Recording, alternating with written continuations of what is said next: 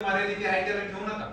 आयटीचे जे काही विविध काही आपले ट्रेड्स आहेत त्या ट्रेड्सनुसार सुद्धा संधी उपलब्ध आहेत. आता आपण या ठिकाणी जर बघितलं या भौगोलिक वातावरणात जर अभ्यास केला काही इथे मला वाटतं राईस मिल साठी चांगलं प्रोडक्टिव्ह ठिकाण आहे.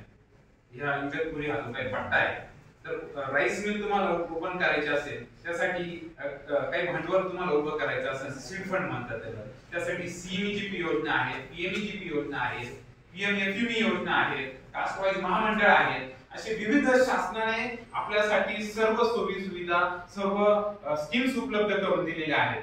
परंतु ते आपल्या घरपोच देणार आहेत का आपल्याला तिथे जाण्याचे कष्ट घ्यावे लागणार आहेत. तर याची आपण अभ्यास केला आहे का की आपण फक्त व्हॉट्सअप फेसबुक इंस्टाग्राम इथपर्यंत मर्यादित आहोत.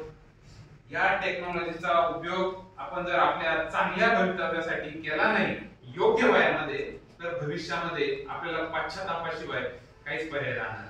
आपण जर बघितलं की परप्रांतीय जे काही लोक येत आहेत ते बिझनेस मध्ये काय यशस्वी होत आहेत याचा कधी आपण गांभीर्याने अभ्यास केला का?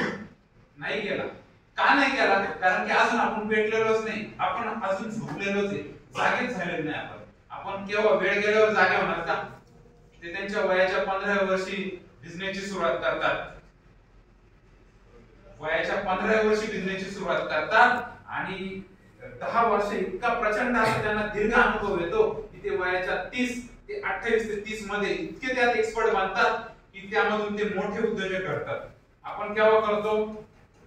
ग्रॅज्युएशन झाल्यानंतर कुठे नोकरी मिळाली नाही तर उद्योग करून बघू, म्हणजे जसं ॲलोपॅथिक ट्रीटमेंट संपल्यानंतर आयुर्वेदिक करून बघू जसं म्हटलं जातं ना, त्यातला हा प्रकार आहे सर्व. जोपर्यंत ते थांबत नाही तोपर्यंत मराठी माणूस उद्योजक घडत नाही. आजकाल फक्त नारे दिले जात आहेत की मराठीमध्ये पाट्या करा, मराठीमध्ये पाट्या करा.